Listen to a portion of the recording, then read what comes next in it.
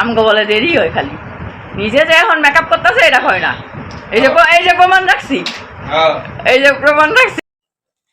আসসালামু আলাইকুম, আমি মিমু সিস্কাই থেকে মিমু। আপনারা সবাই কেমন আছেন? আশা করছি ভালোই আছেন। তো আজকে আমরা বিয়েতে যাচ্ছি আমার ননদের।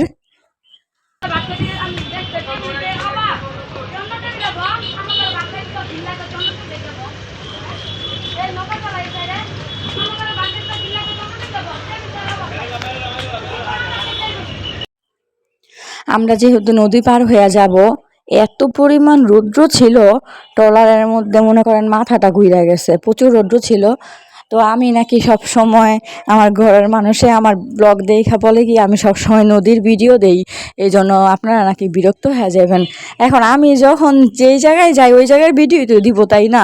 নদী দিয়ে গেলে তো নদী দিয়েই মানে ভিডিও দিব। তো আপনারা কমেন্ট করে জানান আপনাদের কেমন লাগে। আর সবচেয়ে বড় কথা কি, আমাদের নদীটা অনেক সুন্দর লাগে আমার কাছে, এই জন্য একটু একটু নদীর ক্লিপ নেই। তো তারপর আপনারা যদি বিরক্ত হন তাহলে আমার একটু জানাইতে পারেন।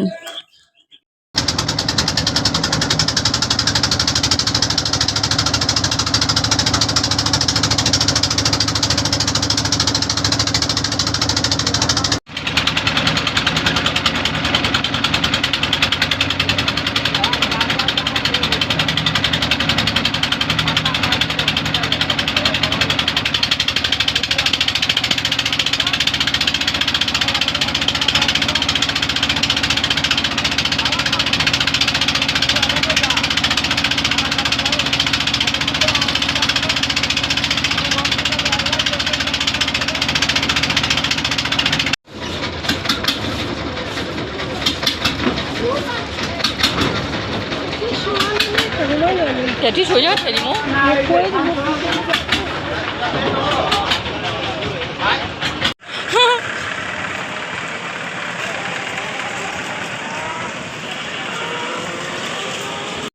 বড় একটা অটো ভাড়া নিছি, সবাই একসাথে এক অটোতেই যাচ্ছি।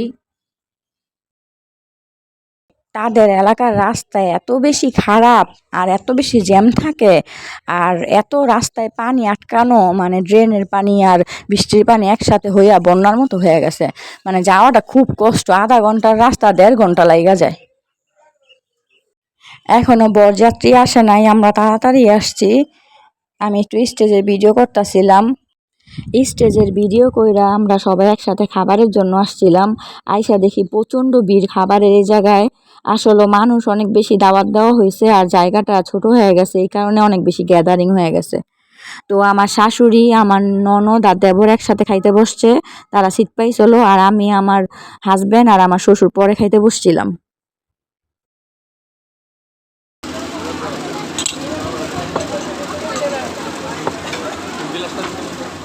এই যে আমার হচ্ছে ননদ, ননদের সাথে সেলফি নিতে পারি নাই বা ভিডিও করতে পারি নাই। খাওয়ার জন্য দাঁড়ায় থাকতে থাকতে এত বিরক্ত লাগিয়ে গেছে, আর এনার্জি ছিল না যে দাঁড়ায় ছবি তুলবো বা ভিডিও করব। তো যতটুকুই করছি আপনাদের সাথে শেয়ার করতেছি।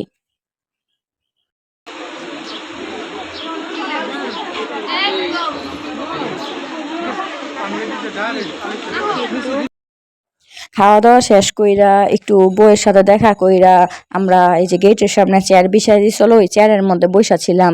বিভিন্ন আত্মীয় স্বজনের সাথে দেখা হইতাছিল, কথা বলতাছিলাম। বরযাত্রী চলে আসছে, তারা অনেক লেট করে আসছে। এখন বিকাল 5:30 বাজে। কাশপুরে অনেক জ্যাম ছিল, এর জন্য আস্তে আস্তে অনেক বেশি লেট হয়ে গেল।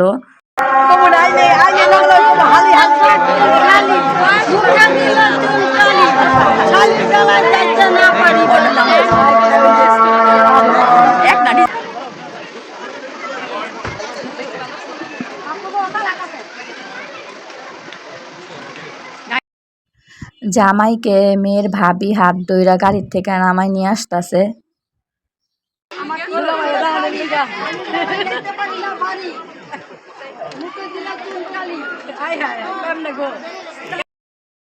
মেয়ের দাদা জামাইয়ের থেকে গেটের টাকা গয়না গয়না নিতেছে, আর জামাইয়ের বন্ধুরা বলতেছিল যে না দাদা গনা যাবে না, গনা যাবে না, টাকা যা দিছি তাই নিতে হইব, গনা যাইব না।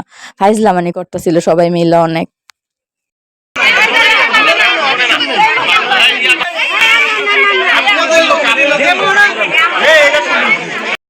গেটের টাকা নেওয়া শেষ, এখন জামাইরে শরবত খাওয়াইতেছে।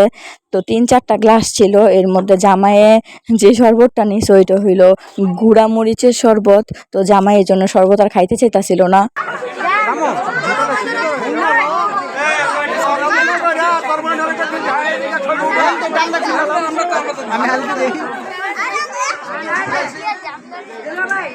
জামাইরা যেহেতু আস্তে আস্তে অনেক বেশি লেট হয়ে গেছে, রাস্তার মধ্যে প্রচুর জ্যাম ছিল, এর জন্য বিয়া পড়ানোর আগেই জামাইকে মানে খাওয়ানো হচ্ছে। সাগরনা দিছিল খাসি। চলনের মানুষ আসার পরে বাড়ি ঘরে একেবারে ভিড় হয়ে গেছে। চলনের মানুষ তারপর আমাদের বাড়ির মানুষ মিলাই অনেক ভিড় ছিল। ঘরে আর ভাল লাগতাছিল না, বাইরেও ভাল লাগতাছিল না, প্রচুর গরম ছিল। তো আমার হাজব্যান্ডকে বললাম যে চলো একটু নদীর পাড় ঘুরে আসি। তাদের বাড়ি থেকে নদীর পাড় একেবারেই কাছে। তো আমরা বিকালের টাইমে একটু ঘুরতে বাইর হইলাম।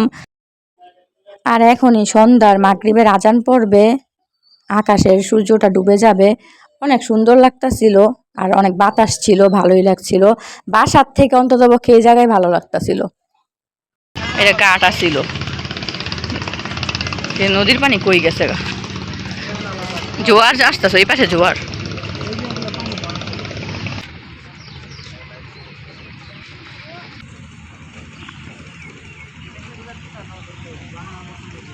জঙ্গলের মতো সুন্দর জায়গাটা।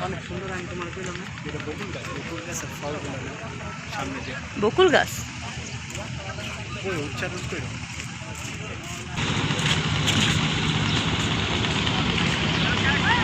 এটা মানে ডগি আর না।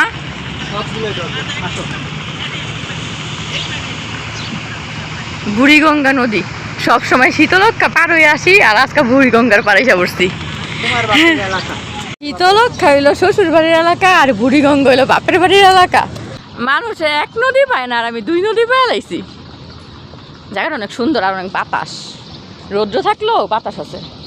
শাকার মাছ বড়া, দেখো দেখো মাছগুলি কেমন করে। কে শাকার মাছ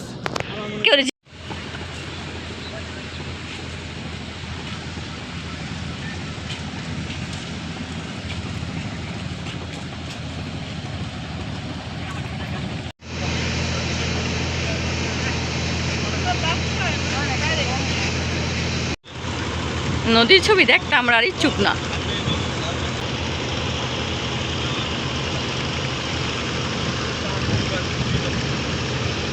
চলো জায়গা। আমাদের ঘোরাফেরা শেষ, এখন আমরা আবার বিয়ে বাড়িতে চলে যাচ্ছি। বাসায় এসে দেখি বিয়ে পড়ানো হয়ে গেছে, এখন বউ চলে যাবে শ্বশুর বাড়ি। এই মুহূর্তটা অনেক কষ্টের ছিল। বউ অনেক কান্নাকাটি করছে, বউয়ের ফ্যামিলি মেম্বার যারা অনেক ক্লোজ কাছে তারা অনেক কান্নাকাটি করছে। এই মুহূর্তটা সব মেয়েদের জন্যই কষ্টের।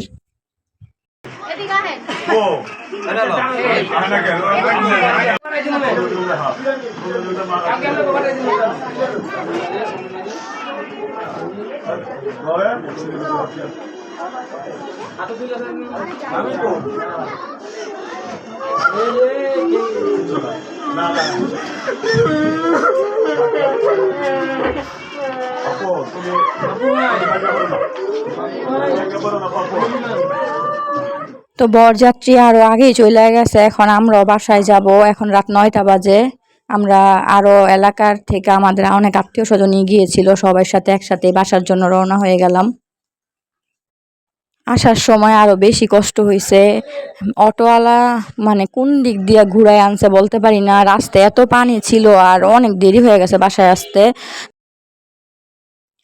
আজকের ভিডিওটা এই পর্যন্তই আপনাদের জন্য।